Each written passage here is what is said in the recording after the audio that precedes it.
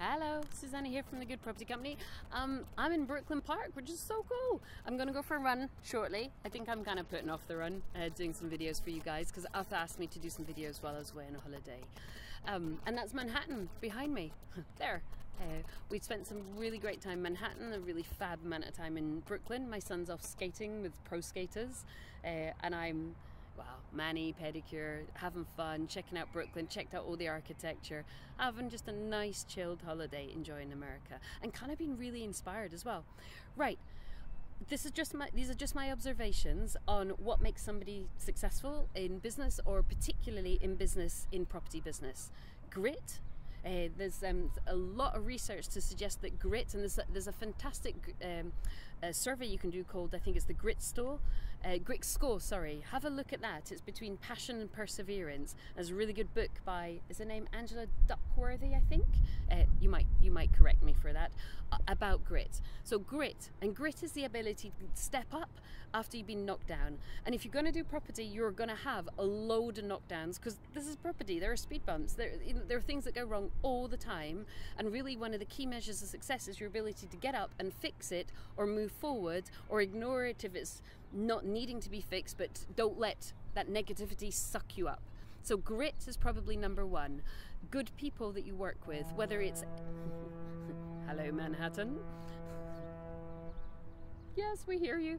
Whether it's people such as your lawyer, your accountant, your bookkeeper, your financial advisor, all key advisors for you guys, or if you decide to grow a business, and people within your business. So for me, we self-manage my property, so we've got a team that runs the lettings side, and they are superb at their job. I've worked with Ash for years. Ash, if he walked in and told me to buy a deal, I mean, he does kind of 45 pieces of research, but if he said, well, he did. He said, Suze, there's a £500,000 house with no roof, it's got your name on it. And I just went like a little Mickey Mouse. I went, okay. Because he's so good, and guess what? It's worth just about £1 million, and I spent 200 grand doing it up. So the guy's amazing. So work with really good people. So grit, number one, amazing people, either external or internal to your business. The third thing I've kind of observed is people who are successful generally have coaches. Now, if you think about it from an athletic point of view, it's obvious. It's just that we're a bit cynical, aren't we? I mean, I was hugely cynical myself in business, and particularly in our industry, in property industry, like, oh, there's all these people trying to tell me they can teach me stuff. Well, you know, I'm going to go to Rio in a couple of weeks' time to watch my weightlifting coach compete at the Olympic Games. He is a stunning athlete and has got a stunning attitude, but he also has one of the best coaches in the UK, and he's trained with that guy for years. So it's a combination, isn't it, of who that person is themselves, their ability to put in the hard work, but also the technical expertise of somebody who's been there ahead of you, knows how it feels, knows the mistakes you can make, and is able to give you strong advice. And for me, if you get cynical about the kind of property education, peers, mentors, and all the rest of it, just try and think about it as athletes. You know, I don't think any athlete makes any high level, like Olympics or international sporting phenomenon, unless they've got amazing coaches and a great team behind them. So those are the kind of three things. It's grit, the people you work with, and then for me, I mean, I've had a mentor for 6 years now. He used to pick up the phone and go, what you're doing wrong is, now I still get that occasionally, and that's good, you know, bursts my bubble and takes me, you know. But he also sometimes reminds me, you know, in the tough times when you think, oh my God, this is just really hard, you know, he's like, well, Suze, you're doing this because property changes lives. And it's true. He's like, go back to basics. Why are you doing this? Property changes lives. You love property. And I actually love teaching property as well, because it changes life. It's changed your life. It changes other people's lives. It's kind of being of service sometimes. So that's the 1, 2, 3, grit. People you surround yourself with, in terms of inside and outside, but advising your business, and a mentor or a coach. The fourth is your network, and I know you hear people saying that all the time. You're like, oh, for heaven's sake. But that's the kind of people that you phone up and go, okay, my builder's given me a problem, what do I do? And I've been on holiday, and I've spoken to 2 of my mentoring clients this week, both of whom who have problems with builders in different parts of the country, and they're kind of joking with each other going, I'm sure we've got the same builder. But you know what? I've been there with builders. So it's like, okay, well, this is what we do. We do this with their limited company, and then we follow this procedure, and we keep it, you know, nice and friendly, but, you know, et cetera, et cetera, et cetera.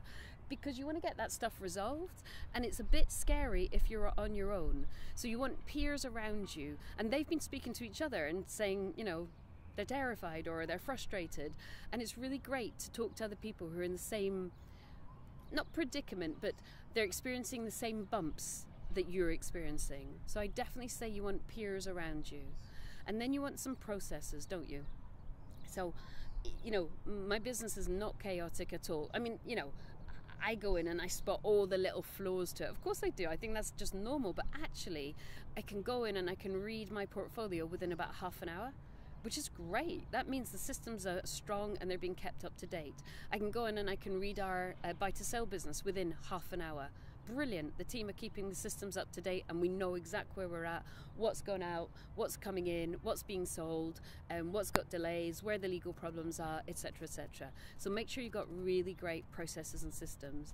And then, just to burst your bubble, and I'm so sorry, the guys that make it generally work really super hard for a period of time. Later on, they outsource, they get intelligent, they get smart early, they learn their skills, their trade, you know, they're earning their stripes. So if we go back to my coach going to the Olympics, you know, it's amazing. He's doing lots of press just now. He's, you know, on the world stage, and I'm beyond belief proud of him. But he has gritted and grafted on his own twice a day, every day, except for his days, you know, his resting days, quietly, without anybody applauding him, and just learning his, not trade, but, you know, learning his sport, getting better and better and pushing his boundaries. And there's a really interesting book called, it's by, oh my goodness, I've forgotten, that's dreadful. I'm so sorry, it's going to come back in 2 tiny secs. I went to see the guy at Hay and Wife Festival, Anders Ericsson, and he talks about deliberate, if it doesn't come back, I'll stick it in the notes. He talks about deliberate practice, and he's studied people that are at the kind of excellent level of their business career, their athletic career, or their music career. New York, very noisy. And he talks about deliberate practice, and for him deliberate practice is pushing to the edge of your ability, but not going over to the edge of your ability so that you actually injure yourself, or in business terms you probably, you know, run out of money. Having a coach, having feedback, he calls it a feedback loop. Well, I would say that's a coach.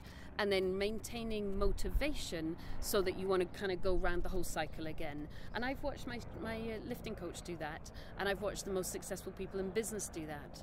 So it's about working hard and pushing to the edge, but not pushing over the edge. So knowing where your safe limits are, but pushing to the edge so that you can basically form new muscle, whether it's business muscle, property muscle, or muscle. I'm sorry, I think I'm having a New York moment. It's gone. So I will put this in the notes. But it's a fantastic book, and I really recommend it. And it's all about achievement. So I hope those are helpful, and I hope you can identify with some of the things I've named, and hopefully you're going to go, well, you know what, hon, I'm going to take all those skills and those attributes that I've got, and I'm going to make this thing happen. So good luck, and I hope it goes really well for you guys, and take care. Bye.